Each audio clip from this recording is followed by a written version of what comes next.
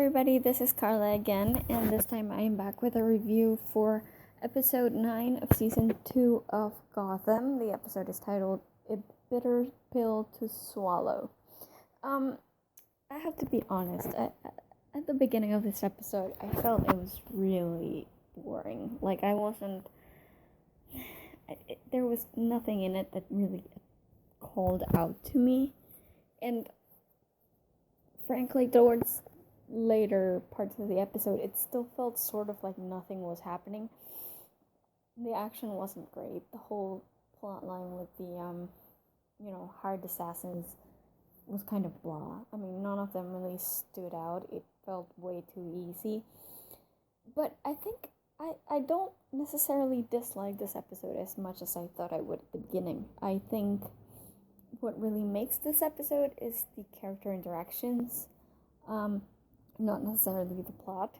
So, even though I do think it was kind of a bit boring at first, and I think it kind of didn't really have a point, I liked where it led in regards to the characters.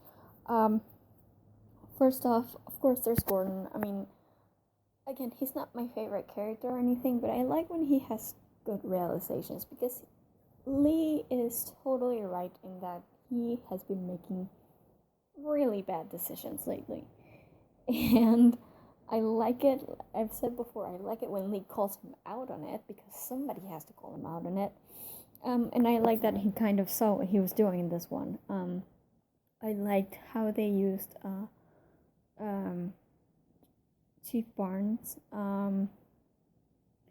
Michael Chiklis is always such a good commanding presence, and I love him in this role. So I'm very glad to see how they used him, and for him to be the voice of reason for one. It's like, okay, we're gonna get everything done that we have to do, but we're gonna do it the right way, and I really like it. It's something I can see him believing, so it's good. I like the story that he told Gordon, in the sense that he doesn't just stick to the law out of some sort of holier than thou attitude of, I am this superior person who doesn't have any of those unlawful urges or something. He told Gordon about that story so that we know that he's been there. He knows how it feels. He's crossed the line, quote unquote, even though his message is sort of that there's no line.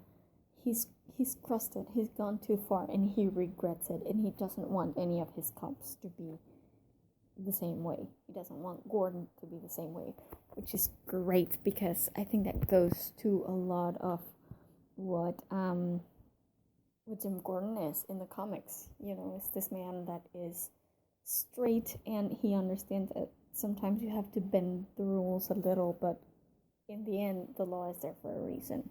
So I really like that conversation.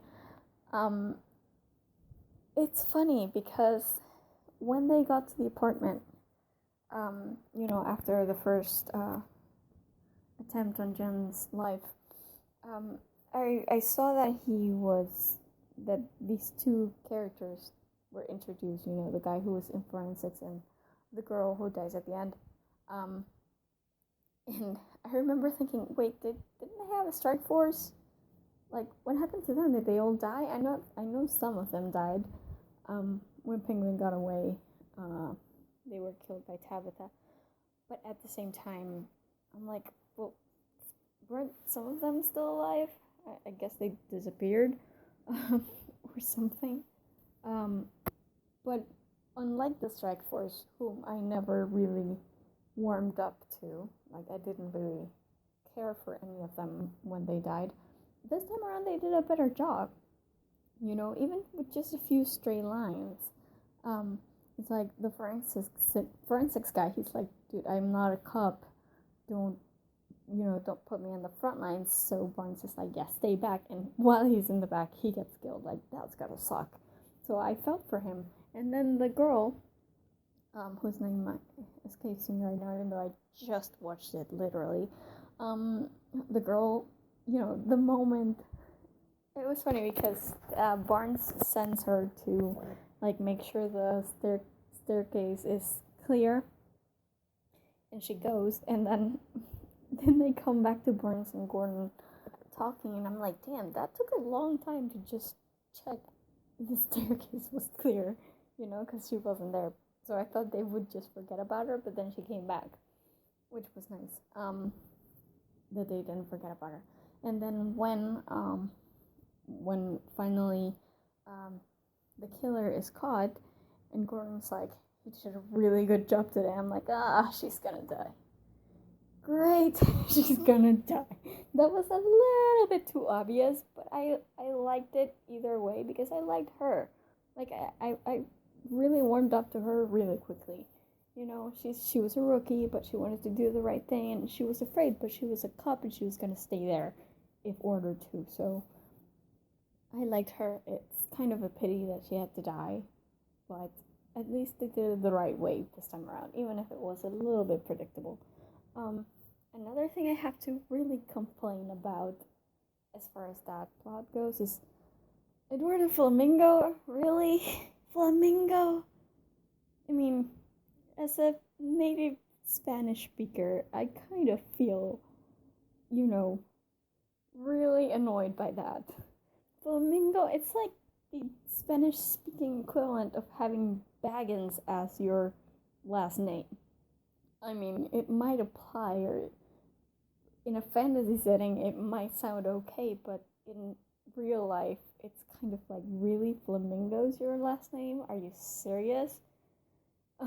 So yeah, I mean, they could have come up with something. I mean, I get the idea that, the pink streak in his hair and whatnot, and that makes it sound like a flamingo, but look like a flamingo, but really, no. That's just a bad name. Bad name. You could name him Hernandez or Perez or something. Like, no, it had to be Flamingo. Whatever.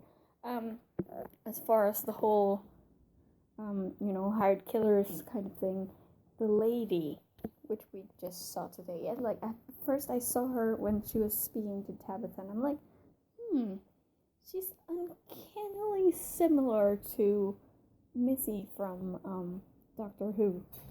I was uncannily reminded of Missy from Doctor Who, whom I really like.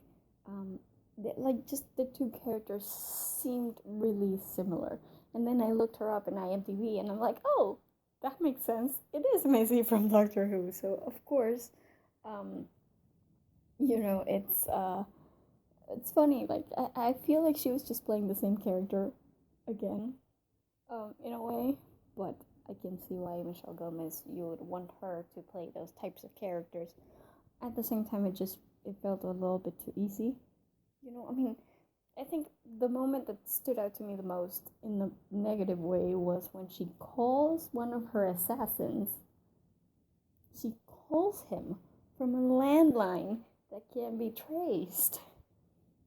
And Gordon picks up.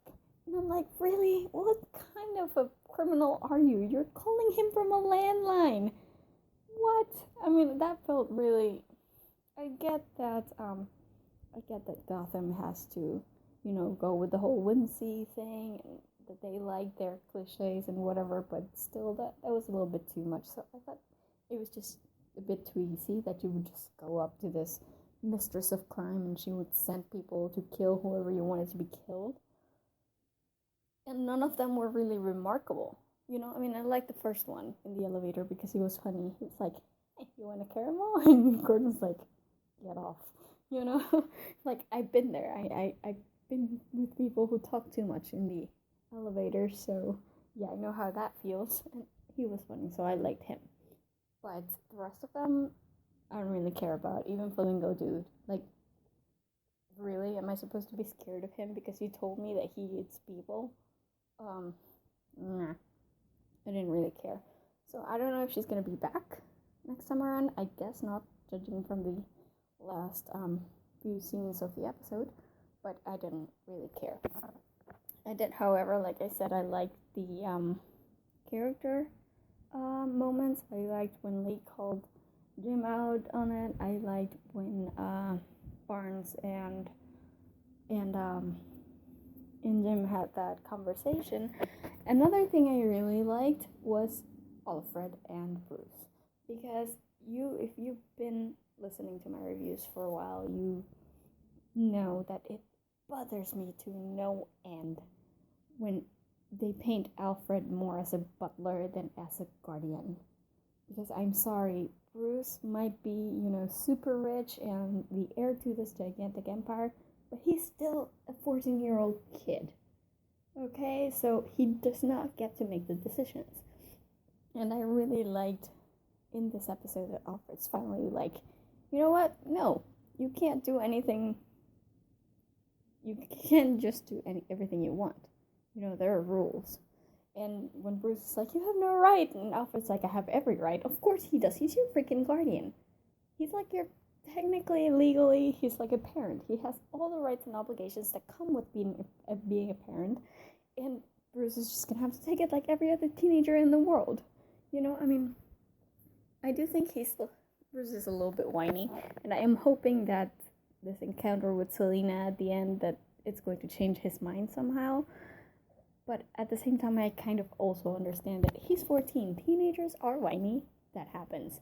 So I can't really complain about that. But I just really like that Alfred this time around was like, nope. Guess what? You're sitting right here and not leaving to go anywhere. Because Bruce can just go around doing everything he wants and selling companies while he's 14. Okay? It's just not going to happen. And I like that Alfred, even if he hasn't realized that Silver is bad news, at least he has enough sense to know that Bruce shouldn't be hanging out with Silver while her uncle is, on trial for kidnapping. So, yeah, that was really great. I cheered. That was fantastic. And then there was the whole Nigma and Penguin thing, which at the beginning it kind of started off slow, but by the end I just really liked it. I thought it was really funny. The way Nigma came to him like, hi, I want advice, and then he's like, when Penguin rejected him, it's like, I have a gift for you. Here, kill this guy. It's like really warped version of a needy girlfriend who keeps getting pushed back by her boyfriend or something. Like Penguin is like this really tsundere guy. It's like, no, I don't need something. I don't need anything. I don't need you. Get away from me. And meanwhile, Nigma is like really doting on him. It's just so funny. Obviously I get it that there's nothing romantic about that relationship, but I like how they kind of made it seem like, a coupley thing. And it's just funny. It was really funny. I could get on board with this. Again, I hope that they prop each other up, because I do think that Penguin has been kind of lame this season. And Nigma, I like him much better now that he's gone evil and kind of, assumed his evilness. So I can only hope that they prop each other up and make each other like more crazy and more evil, because I like it. I also like that you can see kind of the difference between them at the same time, because Penguin was in it for the power. For Penguin it was always for the power. He didn't necessarily like killing people as much as he liked, having people at his disposal, being powerful and stuff, while Nigma is kind of really into the killing part. So that's interesting. You can sort of see where Nigma is kind of more, mentally unbalanced, whereas Penguin is just trying to make up for what he considers are,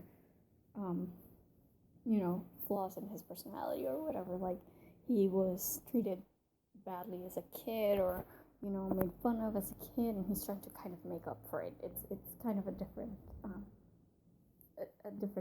mindset right there, and I like that. They're entertaining, so I would love to see what they do with them from now on. They're really funny. But of course, I don't expect them to stay in Nigma's apartment forever or anything. They're gonna have to be out eventually, and I'm looking forward to seeing Penguin's triumphant return to the city that he wasn't only king off for like 2 minutes. So that'll be interesting. I'm also really interested in seeing what it is that Selena tells Bruce about Silver. Because she said she had proof, but I had been hoping that we could see what the proof was before, but I guess it's one of those secrets that they have to keep, whatever. On the other hand, I don't know what to feel about the cult thing that came up in the end. Because, I mean, we already knew that Gallivan kind of was associated with this priest guy, but I thought it would just be like that one priest holding onto the dagger for him and kind of onto the secret of the family for him. I didn't really think it was going to be a whole cult thing. And I was almost, I was hoping that Gallivan's thing would be like a personal revenge. I don't want him to, like, be brainwashed into wanting to be evil.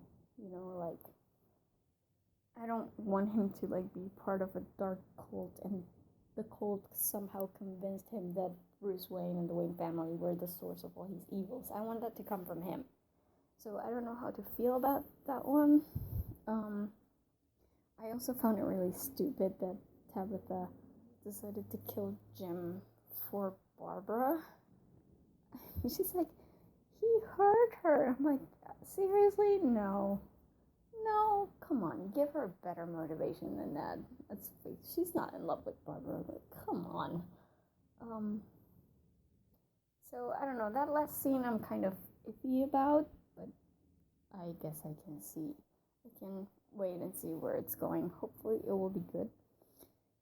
So again, yeah, most of the plot reveals in this episode I didn't care about, but I really like the interaction between the characters.